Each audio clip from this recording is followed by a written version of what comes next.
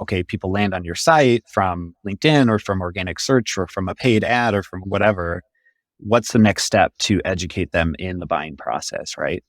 And I think B2B content can be boring because brands will skip that step. What does it really mean to be a thought leader in B2B? That's what we're here to find out. This is The Notorious Thought Leader, a podcast for B2B marketers who want to generate demand by creating content that builds credibility and thought leadership. In each episode, Aaron Balsa helps demystify thought leadership and uncovers how companies are using thought leadership to generate demand. Let's get started.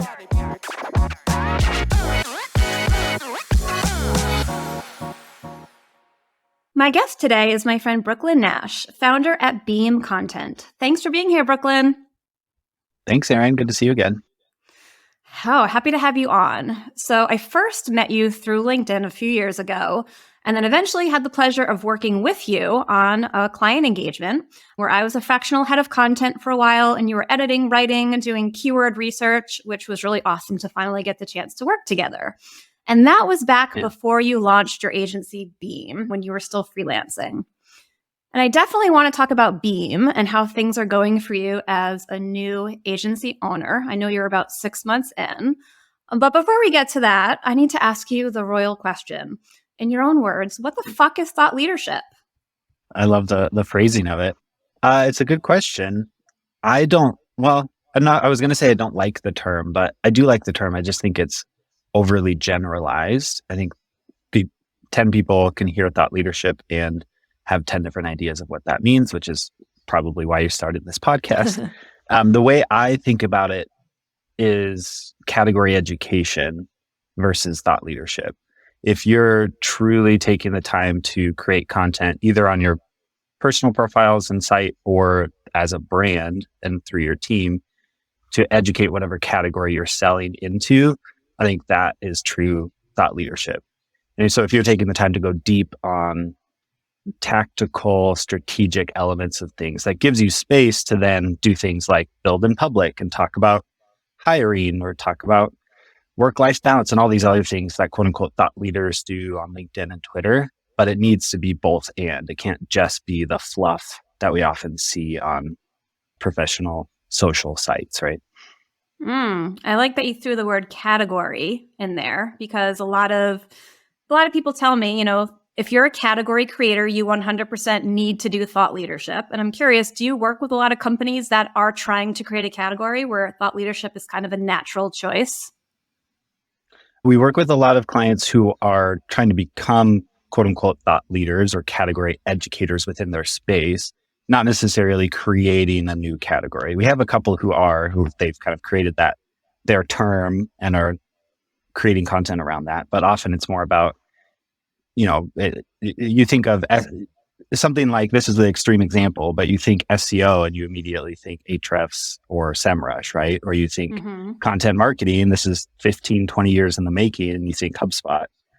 So more of that level where it's going deep in your particular area and who you're selling to.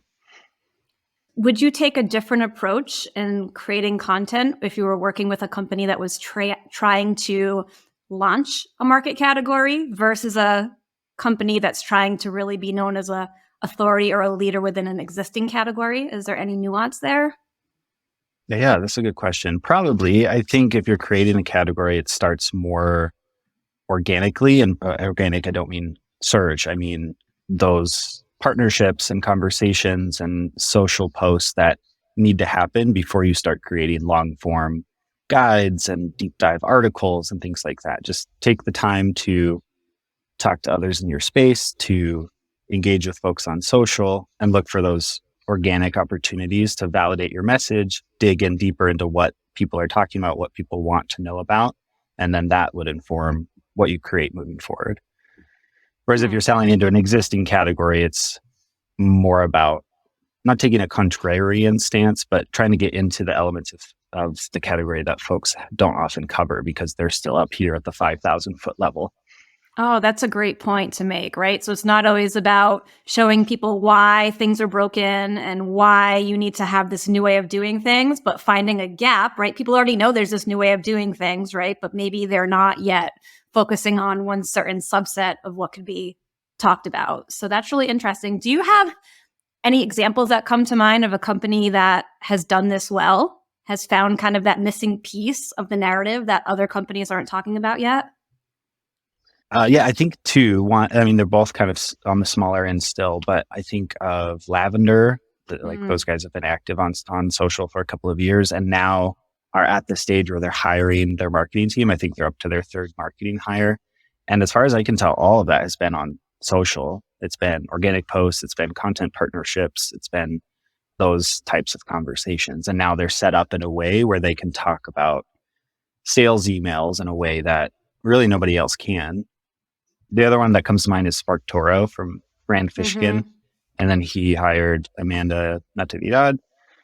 And that's more like they're just getting into look, like search volume and all of that is not all of it. There are other ways to go about learning what your audience is interested in and the like connecting the dots between content. So everything they've put out has been fantastic in that space because it's so different than anything else in almost anything else in MarTech. That's such a great example. I think that Rand and Amanda are like masters at content and storytelling and finding interesting angles. So I'm curious, we really kind of run in a lot of the same circles, know a lot of people in common, and I'm wondering if you saw this shift that I noticed back in like 2020, maybe into 2021. I saw this drastic increase in the people that were reaching out to me, wanting to work together. They started reaching out not for, content writing, content marketing, but for thought leadership content. And they were asking for that in those words. And I also noticed that some companies, including some of my clients, were starting to refer to their blog as the thought leadership blog, or here are our thought Mm. leadership articles. And there was this huge kind of demand within the B2B SaaS space to be doing thought leadership. And I'm wondering if you noticed that too. Is that something that came on your radar? Definitely, yeah. And that timing sounds right. It's just been the last, I guess, almost 3 years now since it's 2023. What's kind of like your thoughts around why suddenly this huge uptick in interest in the B2B SaaS community? I think it's followed the same shift in sales away from spray and pray, blast emails, and more into ABM strategy and personalized outreach and really looking into buyer intent before you reach out and that kind of thing. Like I think sales for the better has taken that shift over the last few years, at least those who are vocal about it on places like LinkedIn. And I think it's been for a similar reason with content. It's the recognition that I'm sure this gets thrown out all the time, the whole Gartner image that shows how the B2B buying process has changed with how many stakeholders you're involving, how long it takes. It's just shifted the last, I think they put it out in 2017 or 2018. And then it took a couple of years for marketing teams to shift what their approach was. So I think thought leadership is aimed at addressing that new buying experience and buying process because it's no longer just pointing them to a landing page, getting them on a demo, and then closing them on the sales side. It's taking time to educate each stakeholder involved in the process over the course of months. I think that's actually a great point, and you're probably absolutely right. I had someone send me an email today, and it said something like, do you know that we have this new technology that's able to track people on LinkedIn going to different sites, and 50% of B2B site visits today originate on LinkedIn? And I don't know if that's bullshit or not, but I'm definitely going to follow up and look to see if that data is accurate, because that is really freaking interesting, and it really would validate what you just said, right? So it's less Yeah. about getting found for a keyword through basic educational content that's tangentially related to your topic, hoping that somebody downloads an ebook, la-di-da. It's all about relationship building, community building, social media, and then hopefully driving people that are already educated and aware and interested to your site. And it's less about trapping them there first when they're not ready to be on your site. Yeah. 50% would be shocking, but maybe Right? I'd be interested to hear what you find on that or send me maybe what that came from. Yeah, I'll But definitely yeah, keep you posted, and I'll definitely talk about it vocally online if it's true, because I'm Yeah, really curious to see. I'm sure you will. You also said people have been talking about their blog as the thought leadership space or Yeah. blog or whatever. I will say, I actually posted a meme about this where it was like just slapping the word thought leadership on something on a blog article doesn't make it thought leadership. I think that's actually how we started talking about this Yeah. interview. Anyway, so I think in the same way, a go-to-market team could slap an ABM label on something, but that doesn't necessarily make it effective account-based marketing. Yeah. People can throw the thought leadership label on something, and that doesn't mean it's actually serving the purpose it's supposed to serve. You have to separate it out from your SEO and your other elements of content marketing, right? Yeah, that's a good point. I had Christopher Fox on the show, who's been working in thought leadership for like 20 years, very, up to speed on what it means and the intricacies of it. And he said something that's really memorable. He said, you can't publish a white paper once a year and baptize yourself a thought leader. And it's kind of funny because a lot of, companies kind of think, oh, we're doing this white paper and we're going to be seen as an authority. You don't become seen as an authority through one white paper, especially if it's long and boring and dry, because no one wants that anymore, right? So it's about consistently showing up, repeating your message. And that is where social really plays a big piece in helping you build authority and thought leadership. Yep, exactly. That's what we're all about at Beam. One other thing I think might come into play, I've noticed that a lot of the companies that are reaching out to me or that I've been working with, there's a huge push to go up market.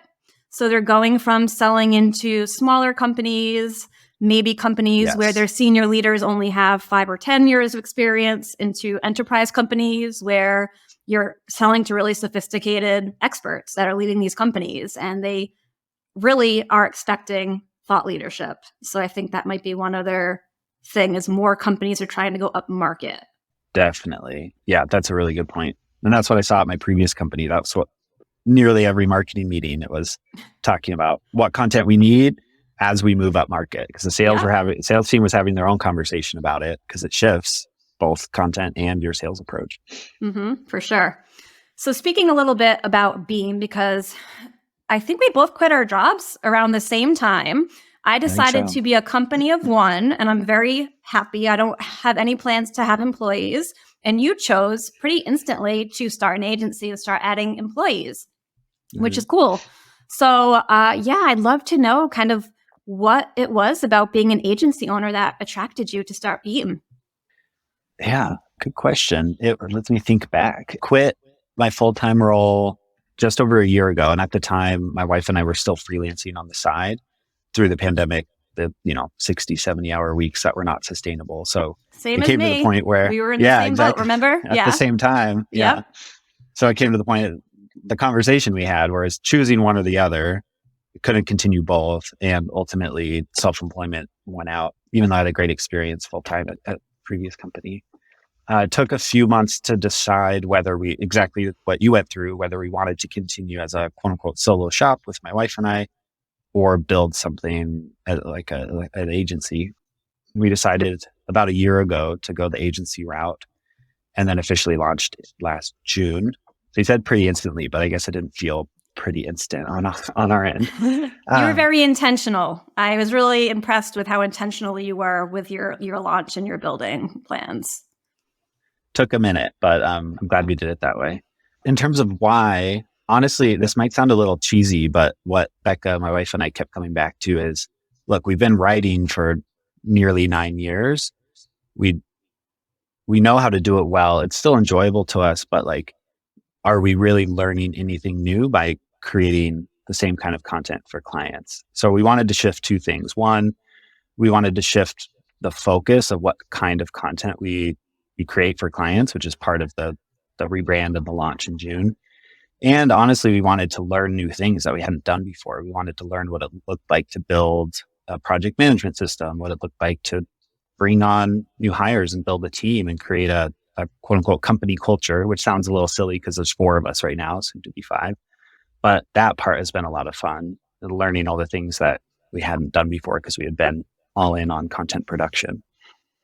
First of all, company culture is something that you definitely should start earlier rather than later, because it's something Mhm. that, although you can't 100% control the company culture, that leaders of the company for sure shape it. And I learned a lot about company culture from my 3.5 years of the predictive index, but I will not go down that rabbit hole because I Rabbit could, but hole. I won't. So Another speaking podcast. about, yeah, another podcast, I'm totally starting a podcast. No, I was kidding. So I heard you say learn 2 or 3 times. In the last 6 months, what's been your biggest learning?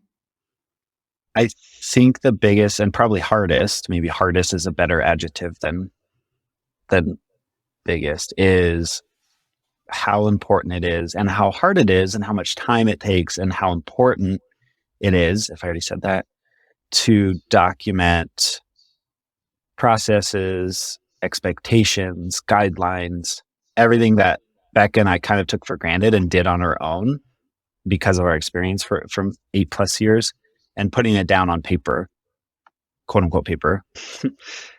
It's been a process. I think we started with a MVP version. We built on top of that, and now we're relaunching our workflows and everything here in a couple of weeks to kind of bring folks we're working with, both full-time members and the contractors we're working with, up to speed on what our mindset is, how we think about content, why we're doing certain things, and why what we're doing for our clients should be different than what other freelancers or agencies can do for them. That's awesome. And is it mostly for the onboarding, or is it also to have your process documented in terms of being able to share those processes with clients consistently? Does that play The in? latter.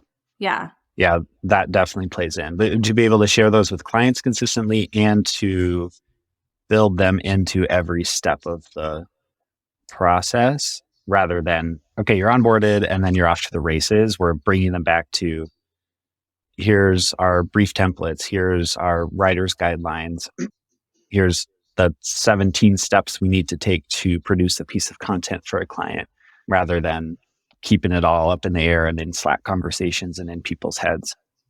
Yeah. And from my perspective, as someone who hired a lot of agencies, but also now working with clients in kind of a editor strategist capacity, I'm still working with lots of different agencies, podcast agencies and SEO agencies. And it's really reassuring when an agency comes on with a really tight process. And it's really throws you off when there's no process, because I have worked with some agencies through clients and I'm like asking questions, how does this work? And they're like, oh, well, however you want it to work. And I'm like, oh, this is not good. I do not have confidence in this situation. So I love that you're really getting tight on your processes, because that just helps clients feel more confident that they're working with experienced team that really can guide them, right? So it's not that the client's telling them how things are going to go. Shouldn't be up to the client to guide. It should be up to the expert, the vendor, to be the expert, right? Yeah. Yeah. And I mean, in transparency, building in public means sharing the not so great stuff too. That's been a process for us. We've had the content on lock because everyone on board has a great sense of good content. But the last 6 months have been, okay, we need to put this in place. Okay, this is still missing, so we need to put this in place. And then I think now finally January, 6 months after launch, we're putting everything in ClickUp and everything that we have needed in place to not just create consistency, but like you said, when a client comes on, we can say, okay, here's our process, here's how it works, here's what you can expect. And that makes the sales process go so much smoother. I have found that was like the hardest thing for me when I started freelancing, was having those conversations with prospects. Even if they came inbound and they were interested in me, I still had to find the right way to describe what I did. And once I nailed that positioning and services and got it documented, it was just so effortless to describe how we were going to work together. And that was like a huge boon for my business. I just was able to boom, boom, boom. Here's how I do it. Here's what I do. Here's what I don't do. And it just is like night and day, makes everything so much easier. So that's really cool. And it's also really cool to share the things that go wrong. I mean, I try to do that. I try to let people know that I'm far from perfect. I wrote an article a year or two ago for Metadata for their blog, and it was a first person account of doing project management for research reports. And I used to have a pretty big team. I think the team had grown to 12 employees by the time I left the predictive index. And I was talking about how I came up with this project management template because of all the times I fucked up or people on my team did stuff and we realized like, holy crap, that sucked. Like, let's not do that again. Let me add a step to our process. Let me keep improving this. And ultimately, everybody makes mistakes, and that's fine as long as you don't keep making the same mistakes, right? So Yeah. I'd say the first 6 to 12 months in business is all about learning, getting those mistakes ironed out. Yeah. And I Yeah. will say, I still have your course bookmarked for Oh, when we yay. pick up the research projects. Yeah. Fun. That's awesome. So, Brooklyn, I have been following your journey from day one with founding Beam. And if I remember correctly from stalking your website when it went live, the copy on your homepage hero hasn't changed much. And it says, most B2B content is boring. Yours doesn't have to be. So, why do you think most B2B content is boring? Where do I start? I think the number one reason is it doesn't start with what your audience is intending to learn or what they're interested in. I mean, this is maybe at this point cliche to say, I'm not saying anything new here, but there's an issue with SEO articles on supposedly a specific topic starting at the broadest possible level. Like you're looking at how to change the carburetor in your Ford, and it's starting with what is an automobile, like the B2B equivalent of that often. And that's not to say lots of folks don't do SEO really well. It's just, it kind of leads to the lowest common denominator where the number one goal is to rank on the first page. But I started looking into it, and often, even if you're on the first page and getting traffic, bounce rates can be really high, conversion rate can be really low, and you're not actually seeing all that much ROI from that type of content. So this is kind of veering off, but what we wanted to do was fill that middle of funnel, that education phase where, okay, people land on your site from LinkedIn or from organic search or from a paid ad or from whatever. What's the next step to educate them in the buying process, right? And I think B2B content can be boring because brands will skip that step. They'll go from organic or paid or whatever the channel is to the CTA and driving them into the sales conversations rather than recognizing the need to fill that education gap in the middle and recognize what kind of input you need to do that. You can't just send a list of topics to a writer who has no experience managing a team or in RevOps or in fintech, whatever your niche or industry or category is, and expect them to create something that will be in-depth and convincing for your audience, even if they're a great writer. Yeah, for sure. I know that you are big on interviews, so conducting interviews with customers and internal experts, assuming also external experts as applicable. So getting a little more tactical and talking about creating the kind of content that is not boring and that does position you as an authority in your space. What are some tactical steps that you encourage your team to take to create really good content? Yeah, we try whenever possible to start any piece of content with either a conversation, an interview, like you said, or with data, if the company has it, either proprietary platform data with some of our clients or survey data to kind of pull in those outside perspectives. As far as the conversations, I think not limitless, but there's tons of opportunities to lean on experts in whatever topic you're writing about rather than trying to spin something up based off of your own research and Google and Gartner and whatever else you find online. So in terms of tactically, it depends on the size of the company, the budget for the project, who they're working with. It depends on their situation, but it basically boils down to a few different categories. We'll either lean on internal SMEs. Sometimes that's the leadership team. If it's a small-ish company starting out, we'll lean on the CTO, the CPO, CEO, CMO to get their thoughts on everything from the product to the category to what others are talking about. But even better content, honestly, often comes from quote unquote frontline or individual contributor folks within the company who are heads down on whatever the audience is interested in. So we'll talk to everyone from, an AE to the CEO internally, depending on the topic. You mentioned external experts. I love that too. You can tap your customers for content, not just, it doesn't always have to be a case study. You can talk to them about what they're working on, what they've seen shifted. You have that kind of built-in network. You can lean on partners for the same, especially if you have platform partners and integration partners. And then you can just reach out, honestly. Like if you're selling into RevOps, reach out to 25 RevOps pros who aren't connected to your company at all, aren't necessarily prospects, but probably have a lot to say on RevOps. And then you can feature them in the content, right? Yeah. So those are kind of the three buckets we typically lean on. For external subject matter experts, not talking about clients, but how do you find experts that actually have time and interest in being interviewed for content? A lot of LinkedIn research. We haven't gotten fancy with like ZoomInfo or whatever the adjacent tools to scale the outreach, but we started a series, for example, with one of our clients where we're talking to VCs, board members, and founders about the board founder relationship and running board meetings and things like that.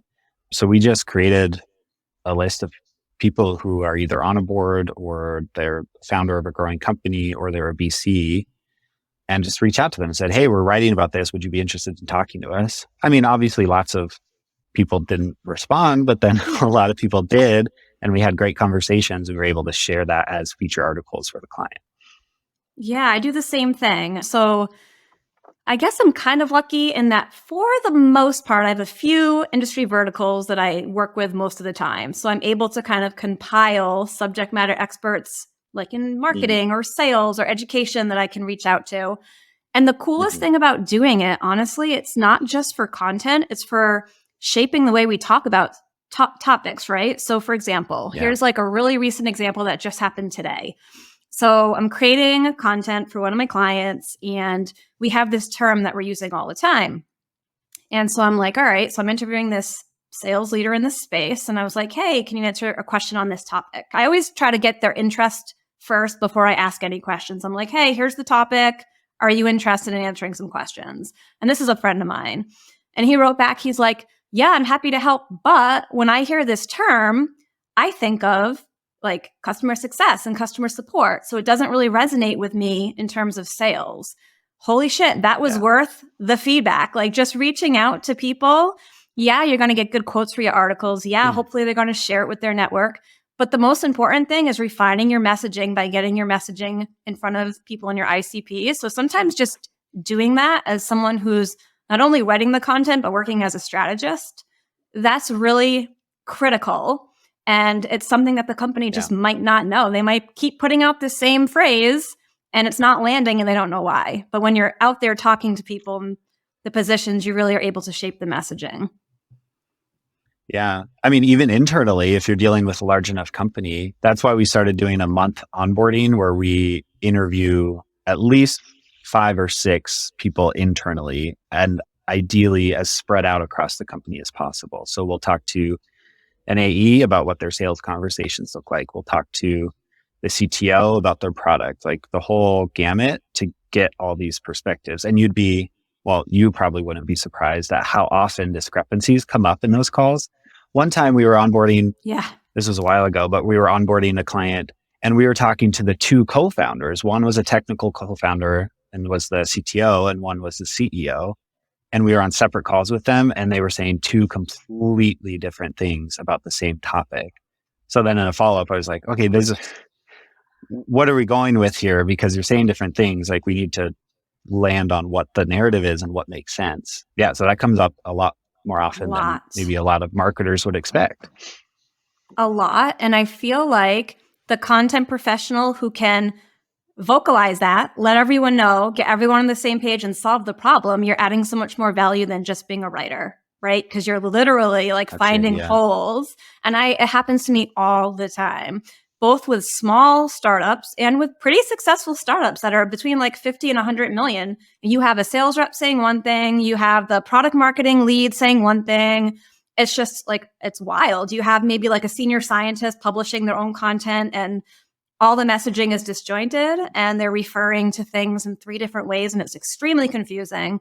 And if you can be the kind of content person who is solving that problem finding the missed gaps and coming up with solutions. Like sometimes, clients appreciate a fresh perspective and outside, Mhm. like, hey, this is interesting that you're saying A, B, and C. Have you thought about combining B and C to say this?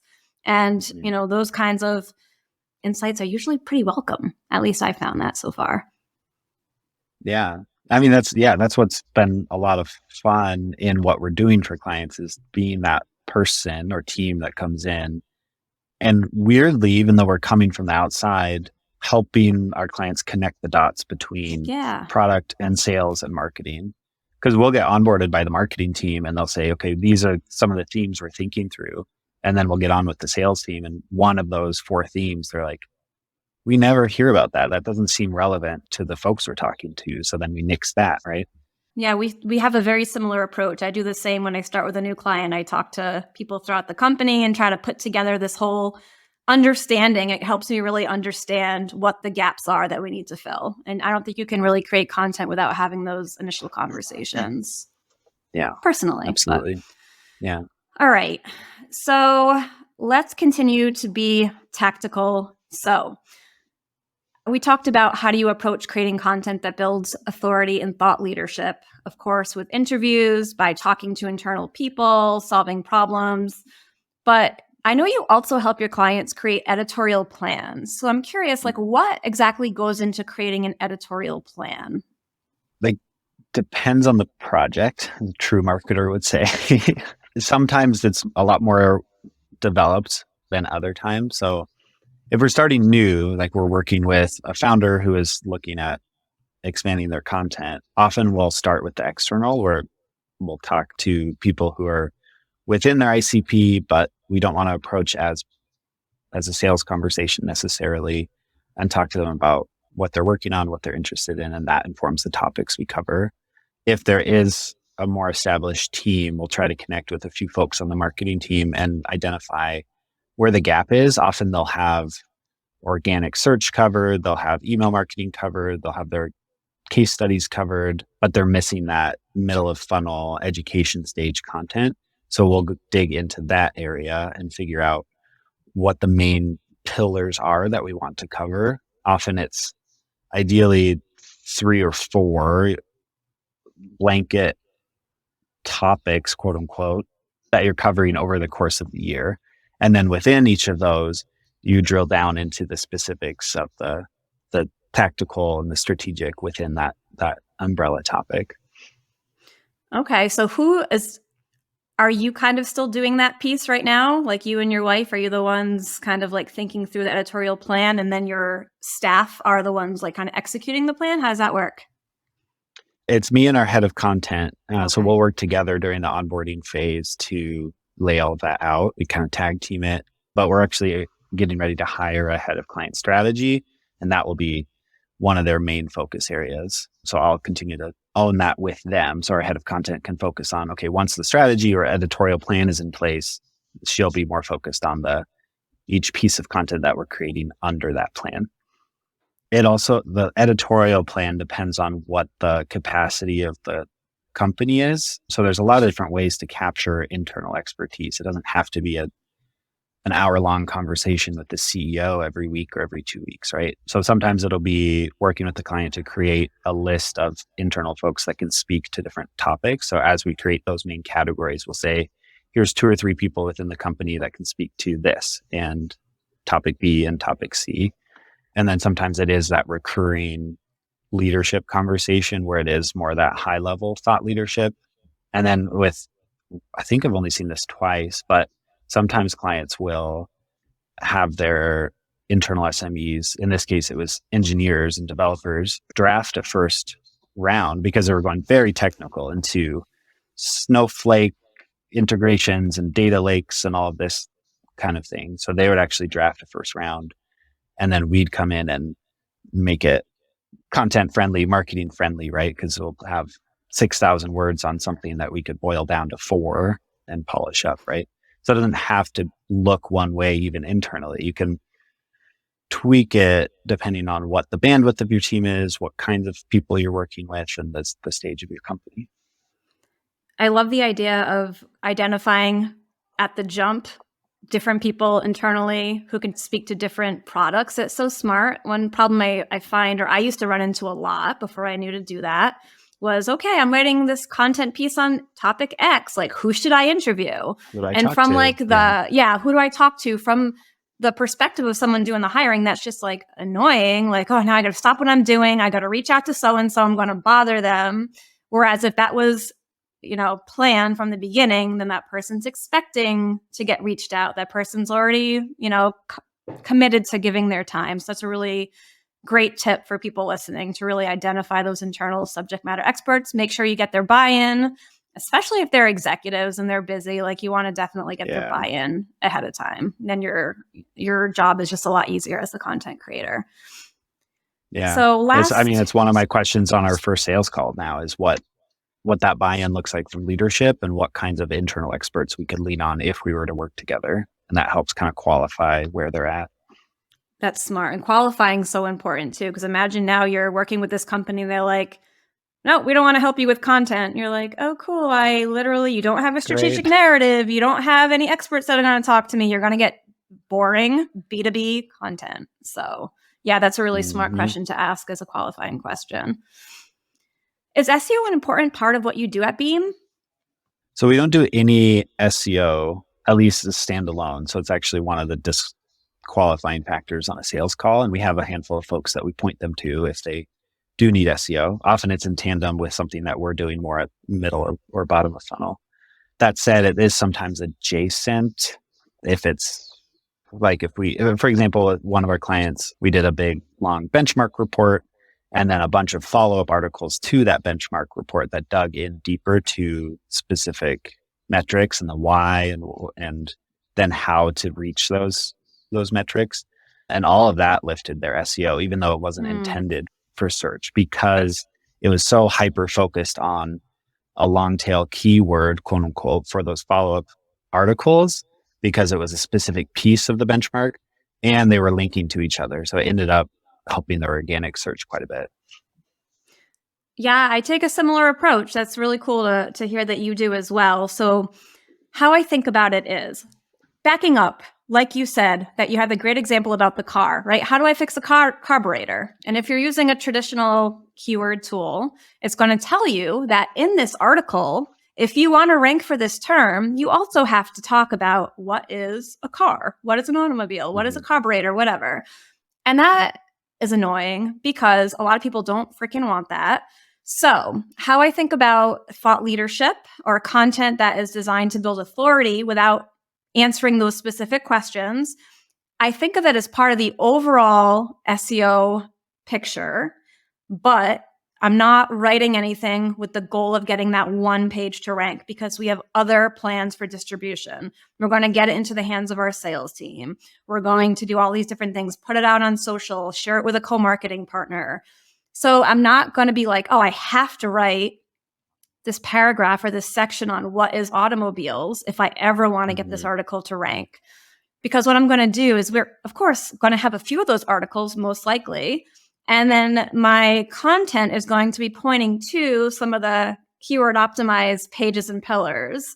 Those keyword optimized pages and pillars are going to be pointing back to my page that I'm writing that is not keyword optimized in the same way, but it's just strengthening and supporting the overall topical authority of your site. That's exactly it. And you gave me some more verbiage to go off of here, but that's how we describe it. When I get the question, like, what is the ROI or what can we expect in terms of results? I'm like, honestly, it depends on how you use our content. That's up to you. What we promise you is a piece of content that you can use across multiple channels. You can use it for paid social to point to, instead of pointing to a demo page, you're pointing to a piece of content. You can use it for email marketing. You can use it for customer marketing. You can use it for sales enablement. It will probably connect back to your SEO.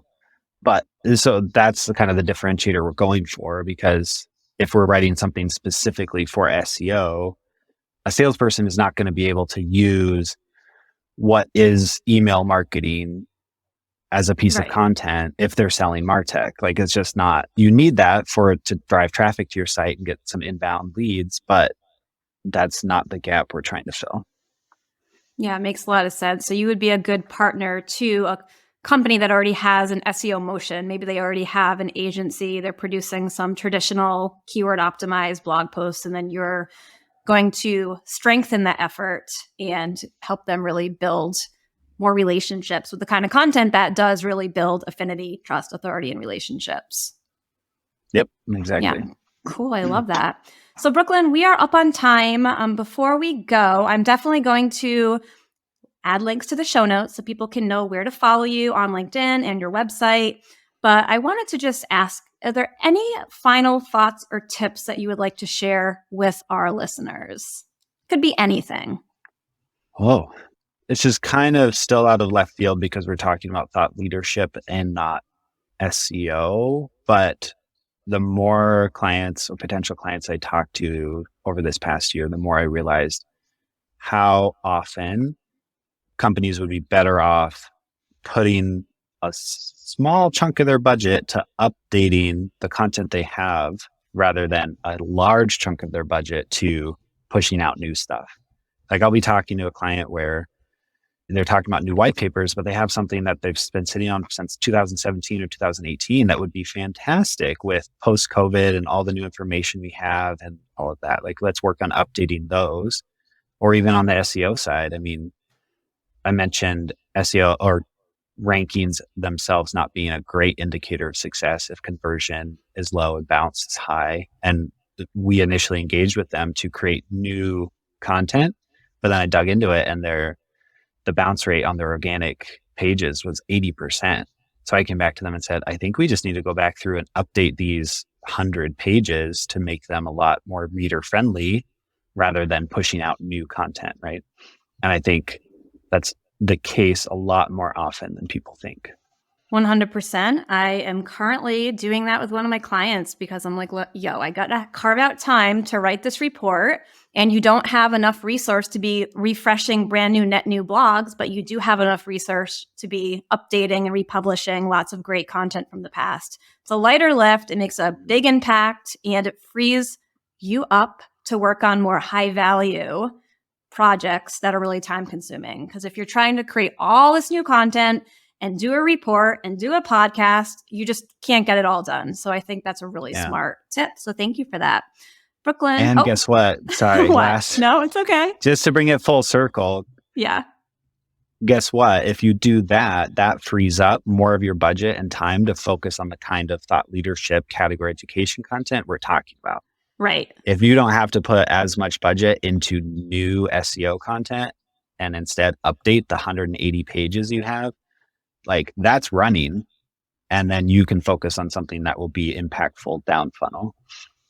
And the kind of content that writers love to write it. So, I mean, I know I'm being a little biased here, but it is my show. I can be biased. It's so much more fun and so much more rewarding. It is. Yeah. That's the selfish reason we made the shift. I'm like, I'm done writing SEO articles. Totally. All right. Well, this has been awesome, Brooklyn. Thank you so much. And I hope you have a great rest of the day. Thanks, Erin. Thanks for having me. Thanks for joining us on this episode of The Notorious Thought Leader. If you're looking for more stories from marketers who are generating demand from thought leadership, then visit us at motionagency.io/notorious. See you next time.